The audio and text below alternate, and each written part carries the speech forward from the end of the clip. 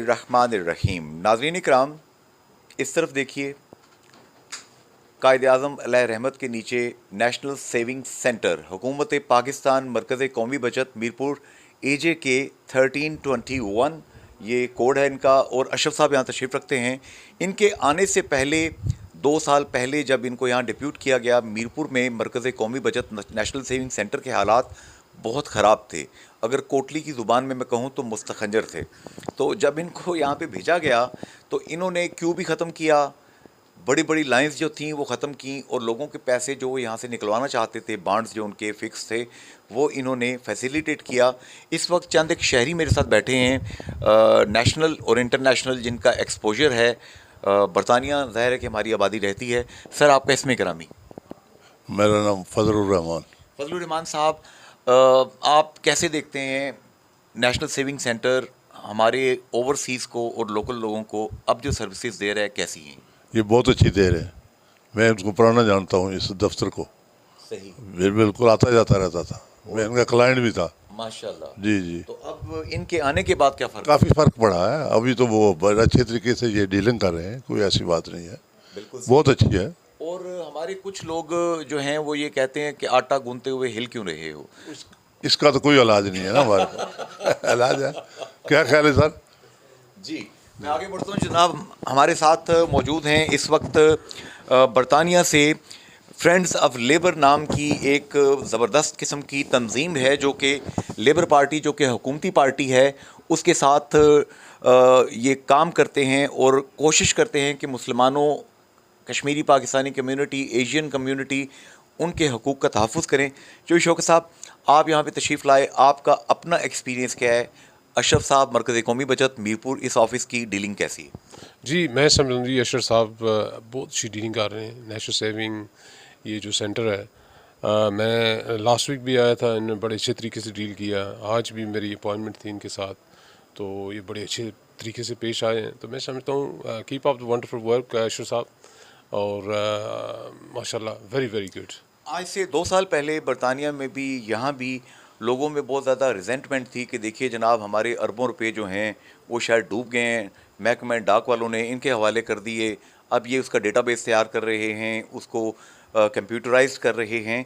तो उससे पहले मसाइल कुछ थे 2 साल पहले, अब तो चीज़ें स्ट्रीमलाइन हो गई हैं। सर, जैसे कि मैं समझता हूँ, जैसे मुझे एक्सपीरियंस हुआ है आज या लास्ट वीक को, वो तो बिल्कुल परफेक्ट है, अल्हम्दुलिल्लाह ठीक है इनका सिस्टम। मुतमिन हूं मैं। कितने पैसे मिले आप? आपको मालूम है मैं नहीं लेता किससे। नहीं, मैं पूछ रहा हूँ। वालों में से, लेने वाले में से। नहीं, मैंने कहा फिक्स बॉन्ड्स आपने कैश कराए तो मुनाफा हुआ कुछ? वो फिर आप ऐसे बातें न करें। जी अशरफ साहब, मैं चाहूँगा आप मेरे साथ आएंगे ज़रा।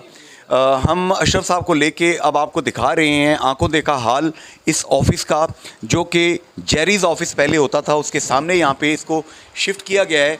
ये मुख्तलिफ़ काउंटर्स हैं जहाँ पे लोग काम कर रहे हैं और पब्लिक आके इनसे मिल रही है।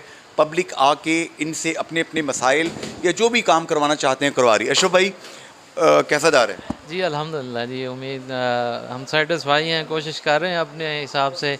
आपको पता है लिमिटेशंस होती हैं सरकारी इदारों की, उसी रिसोर्सेज में रहते हुए लोगों को मतलब अच्छा माहौल प्रोवाइड करने की कोशिश कर रहे हैं। मेरा ख्याल है आप बाहर से भी दिखाएं, अभी हमने वो क्यूमेट्रिक मशीनें भी लगा दी हैं। बिल्कुल बिल्कुल दिखाते हैं, बायोमेट्रिक मशीनें भी लगी हैं यहाँ पे। और थोड़ा आगे चलते हैं, हम पब्लिक दिखाते हैं यहाँ पे कि पब्लिक कितनी रिस्पेक्टफुली उनको यहाँ पे बिठाया गया है और उनको इज़्ज़त के साथ यहाँ पे बिठा के, कितना खूबसूरत माहौल है। देखिए सिक्योरिटी का कितना ज़बरदस्त बंदोबस्त है कि यहाँ पे गार्ड्स भी मौजूद हैं कि खुदा न खास्ता ज़ाहिर है कि कैश का मसला है और मुल्क की जो सूरत हाल जा रही है वो अच्छी नहीं है। ये तमाम लोग यहाँ बैठे हुए हैं रिस्पेक्टफुली, किसी को कोई शिकायत नहीं है। आगे हम बढ़ते हैं, देखिए कितना स्पेशियस किस्म का इन्होंने यहाँ पे ऑफिस जनरेट किया है। और बायोमेट्रिक मशीन्स जो हैं ये आप देख सकते हैं कि यहाँ पे इस वक्त नस्ब की गई है अंदर, और ये काउंटर्स हैं जहाँ पे नंबर्स होते हैं और नंबर्स के मुताबिक लोग यहाँ पे आते हैं और अपना मसला हल करते हैं।